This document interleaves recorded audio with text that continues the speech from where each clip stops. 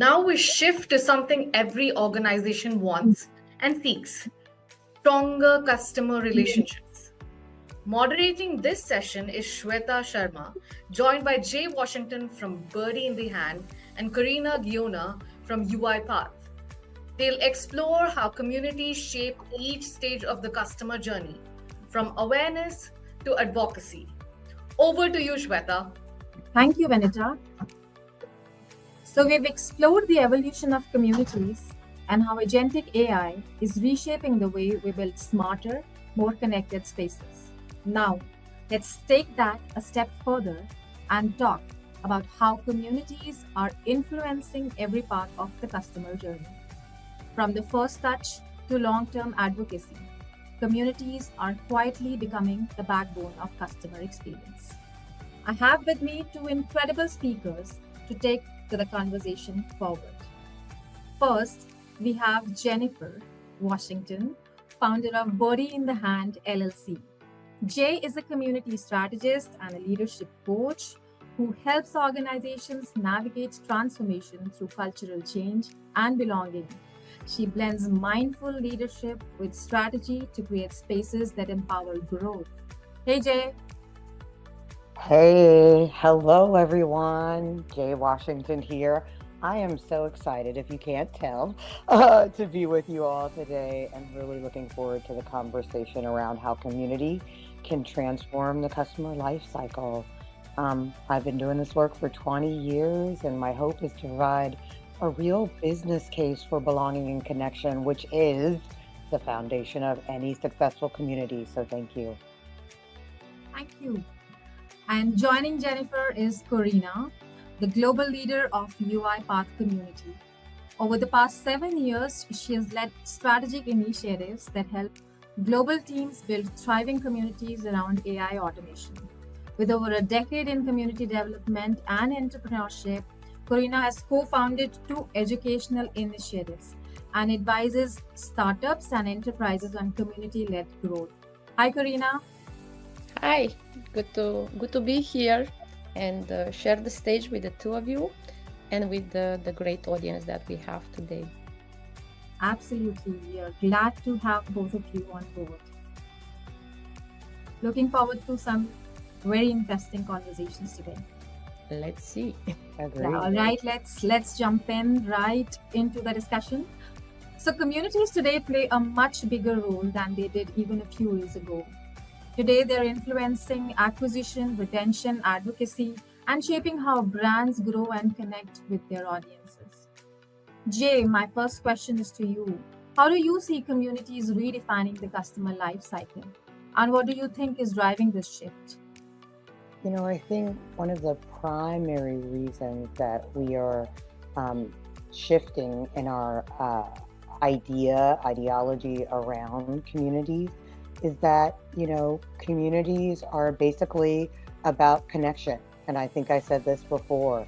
I think it's not just transactional. It is about making true connections. It's about building trust and seeing how organizations can use that trust to create brand loyalty, to continue dialogue, to build co-creation spaces for opportunities and solutions. I think that is how community impacts it. Absolutely. Corina, I'd love to have your perspective on this. Yeah, so for sure it's about connection, and I agree, and that's part of the definition, I would say. Yes. But given how much of the usage and consumption of products is now digital, I think community has much more to say. Like, it's no longer just a support area, it's no longer a nice to have area in the life of the customer and in their user journey. I think it becomes an integral part of the digital experience that almost any product, company, service has to offer. So becoming so digital first is one of the main drivers that I see that makes the community a strategic part of the customer lifecycle and of the company overall strategy. And we also have the benefits of so much technology around community. So that's why I insist with this digital aspect. And if we don't speak about the digital side of community and we move into in-person, then we truly go into relationship building. And community is again at the forefront. It's how we build these connections and we make a lot of sense. We build relationships with the customers, with the ecosystem. So we tend to count a lot on peers' opinion, on how they something works, how they want to see it further. So yeah, this is a bit of what's there. I agree, absolutely. And more so in this connected world, communities play a larger and a more important role. I think that was a very sharp perspective from your end, Corina and Jay. And this takes me to my next question, which is how do communities build trust and credibility early in the journey? Jay, how do you think brands should ideally do that? What is the ideal way to build trust and credibility very early in a customer's journey? Well, for me, again, I think Corina spoke very eloquently to the digital, but I am really beating the hammer around the business case for belonging. I think trust is built when people are seen and heard and valued, when you are not listening to sell, but listening to support. It is really about understanding that customers and clients are the culture experts of their organizations, and we are here to support them in ways that are meaningful. And that is how belonging plays a role. It creates credibility. And when people feel valued, engagement and advocacy naturally flow. It's a differentiator that can be the difference between retention and churning. And so I think really at its core, we as humans are built to connect. And when you create intentional belonging with the intention to support, it makes a difference. Absolutely. Corina, what's your take? Yeah, can I say just plus one to yeah, so totally for it. And we have the honor in community to work with something fragile in a way. Is this honesty, is this relationship building that is so powerful, and it comes with the trust, it comes with the belonging, with that safe space for all to say. So we build trust and credibility. That's what we need to do in our roles. And we need to showcase by, and now to talk tactics as well, spotlighting stories, getting honest feedbacks and reviews. It's about success, and everyone expects to get only the success, but it's also about the constructive feedback for improvement that we connect from the community, we connect from those voices. The role of the brand is to shape that voice further. I'd say to work as a sounding board for the good of that community and for the good of the organization, the service, the product that you are serving. So definitely we need to invite to honesty, and once you have that honesty, we can shape it for something that is fruitful for all. And I also see us in our role that we can scout for talent, for some voices, because there are some storytellers among those who use our product, or who love it, or who really have the feedback and they want to push us forward. So that's our role there, and that's how you build a beautiful story of an advocate, of someone who is taking your brand as well further. Lovely. That's such a great reminder. Early trust sets the tone for everything that follows. And I think once that trust is built, then the challenge is keeping people engaged in the long term and build that advocacy and keep that engagement on, right? So Jay, coming back to you, could you walk us through what makes engagement and retention sustainable beyond that first interaction that somebody has, that a customer has with a brand?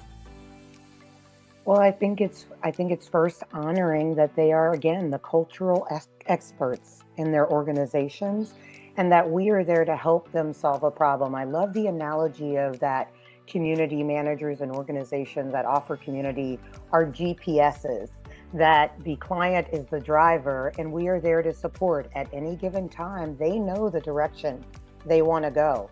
And so to maintain a sustainable engagement offers us to recognize that smaller communities may leverage tools like AI.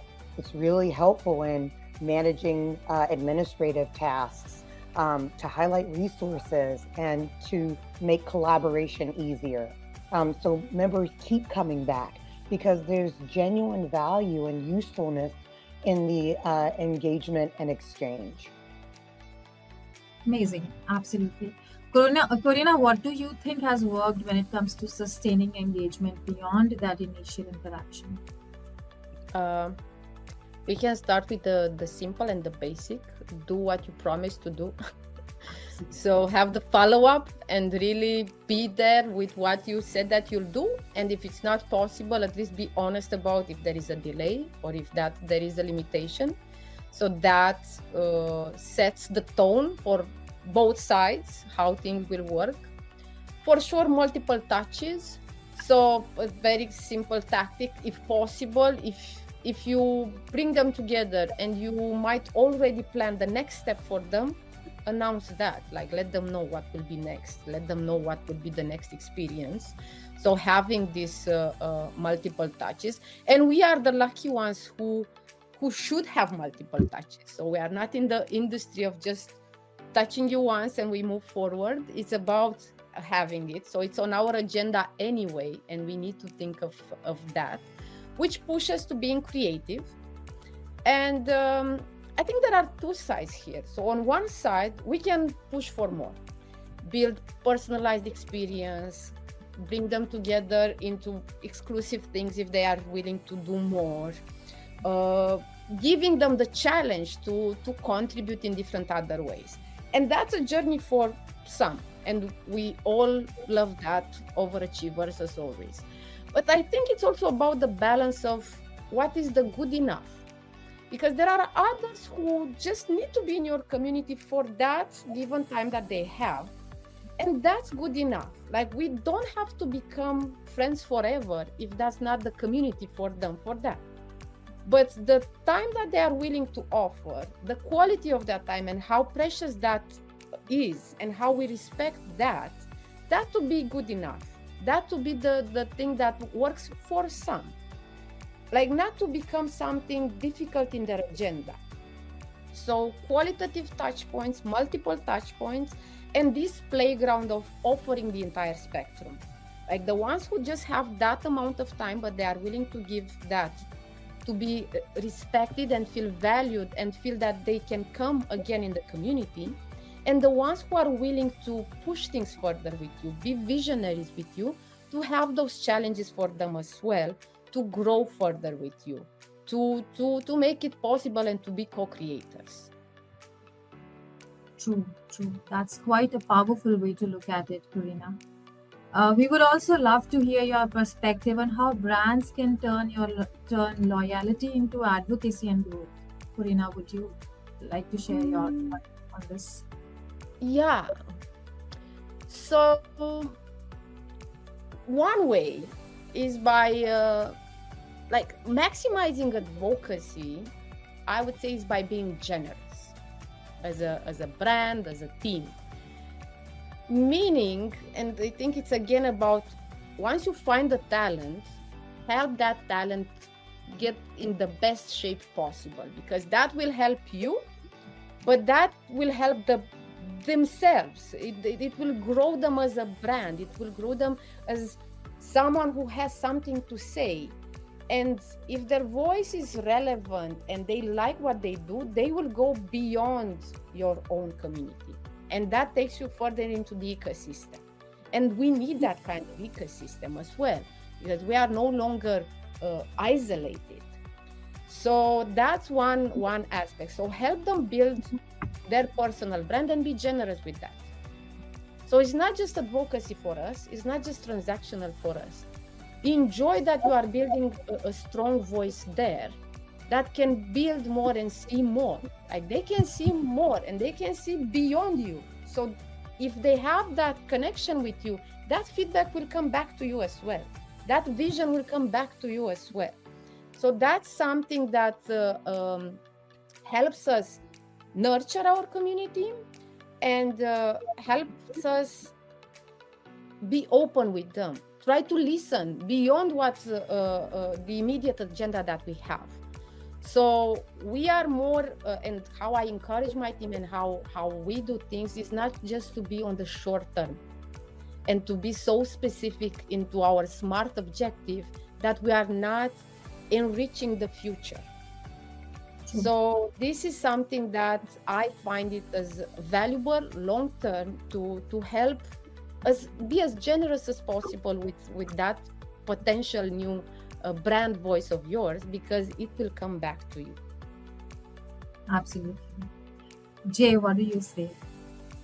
I love that Corina brought in the piece about building a better community manager and client. I think when people are allowed the opportunity to use their gifts, but are shaped in a way through brands and organizations to articulate well the benefit of their support, that they are creating, they're planting seeds. They're planting seeds. I think at the end of the day, everyone wants to feel like they're making a difference. So not only through community management, but also offering community members the opportunity to engage with one another to solve common struggles, common challenges. I think one of the beautiful things that I like about community is that it's this opportunity where you are not the sole expert. You have a large group of individuals who have come together with not only challenges, but strategies and solutions to resolve those challenges. And when we work together collectively to serve a common goal, people feel invested and empowered.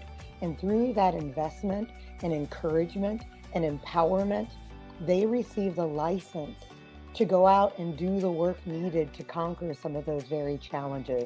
And in that space of support and tools and resourcing and supporting one another, that's where champions are built. That's where advocacy lies.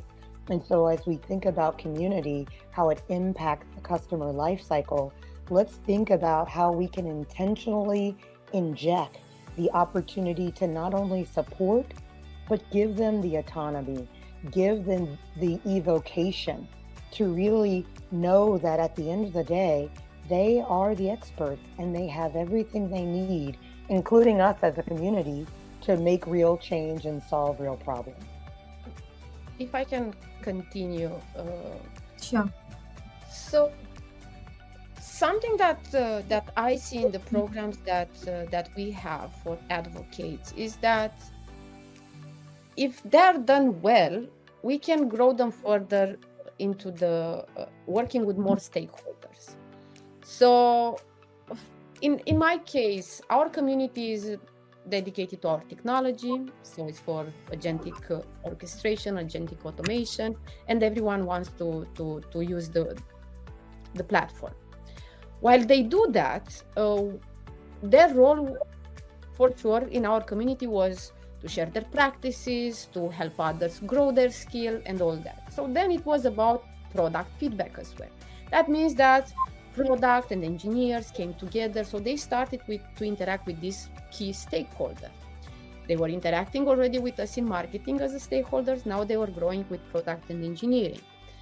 Because of this and because of the evolution, now we see them interacting with go-to-market. We see them interacting with customer success. We see them interacting with academia, with enablement. So it went beyond the initial scope, and that's the value, because it was also a mix of asking them what they want to do and also just asking them if they want to do this as well. And because of the trust and how the initial programs went and the experience we built together, they trusted us in saying, yes, I can meet these other stakeholders as well. yes, I can share my perspective and my feedback about this area as well. So it can grow, and that's what I see, and how we take it further when it comes to loyalty and growth together. So it Yeah. becomes an ecosystem of more stakeholders if that loyalty is there. Absolutely, that has given us a solid view of where things are right now and what needs to be there to build that advocacy and growth, as you said, Corina. So, my last question to you to wrap up. I would love to hear from both of you on what you foresee is as the next big shift in how communities influence the customer life cycle. What do you think? Any one of you, Corina, Jae?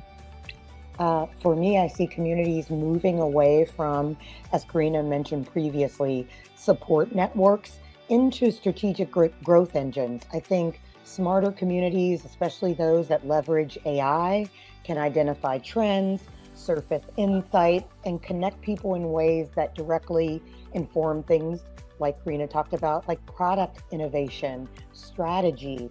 And so, like, the next shift will be turning these relationships into real business intelligence. And successful communities are doing that already.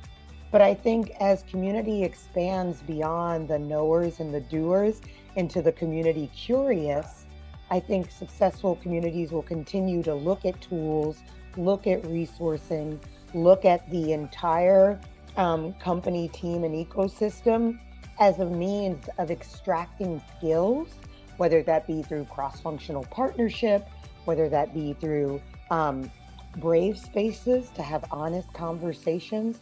I think there's a way to create this real strategic growth engine utilizing relationship management. I think it's moving beyond this idea of transactional and the illusion of community. I think people really believe that community is an industry that can be leveraged in meaningful ways. They don't really know how to utilize it. And so it's being intentional about hiring professionals, using resources, and understanding the landscape to use it in a way that feels intentional and sustainable. Corina. Yeah.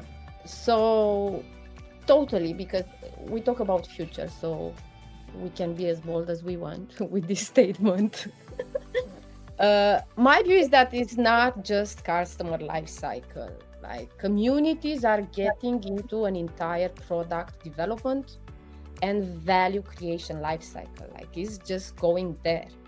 And I also see communities becoming this central force of growing the ecosystem.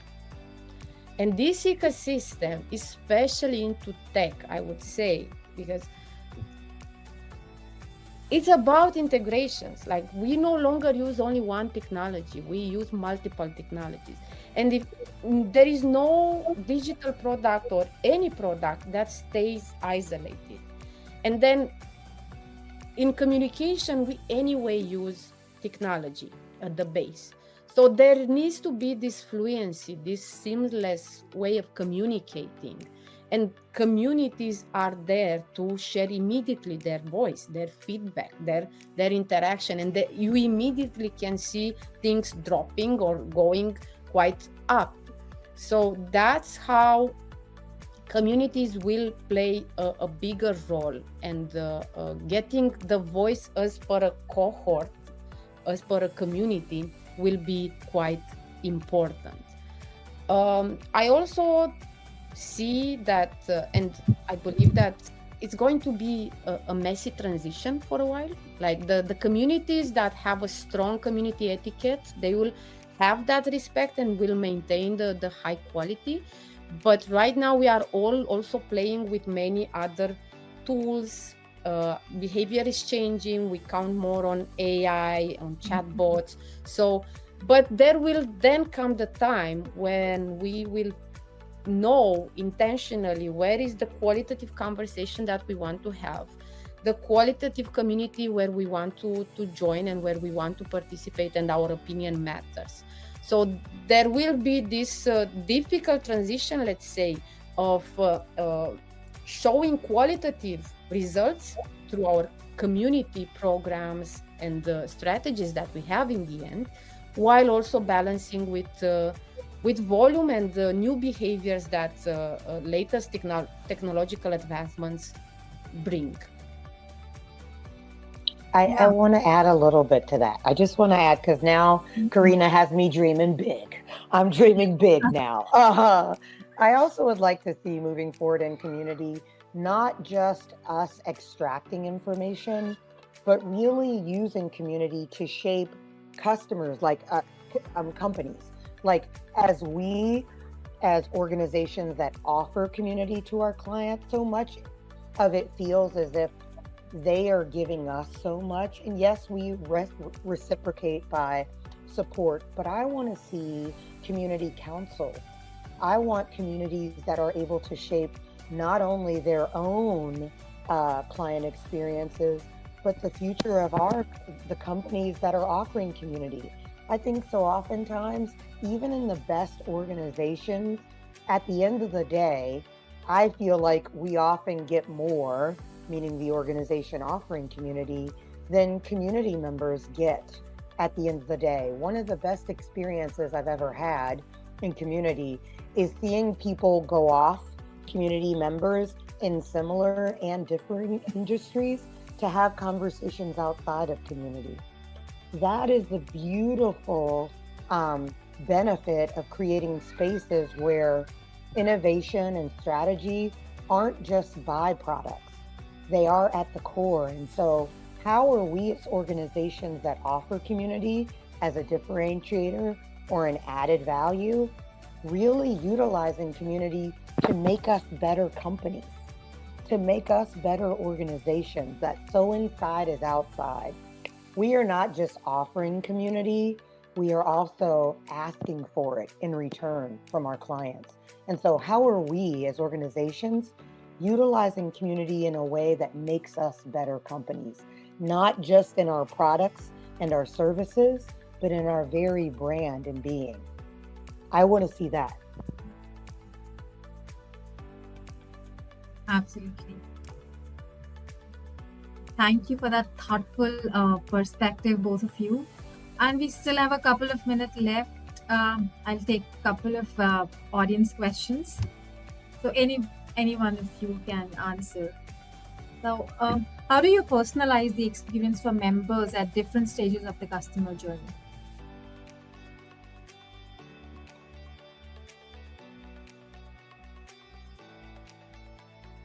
Corina, I was going to give you a first stab at it since I had the last soliloquy. Sure.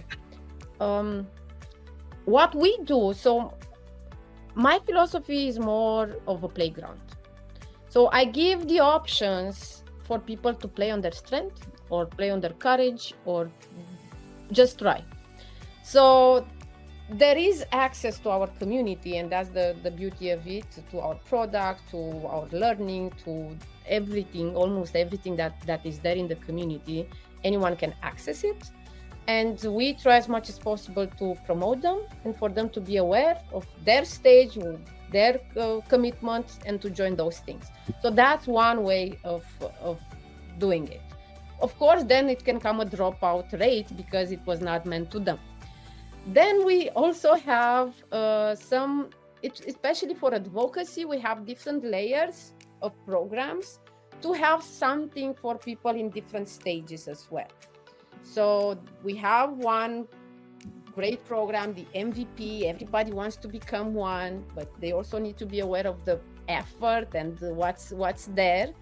But we also have other roles for them, and we show and we really appreciate those roles, just like any other role. Like, just because you want to give back in your own way, that's enough for us to be respectful of your time and your contribution. So we do that.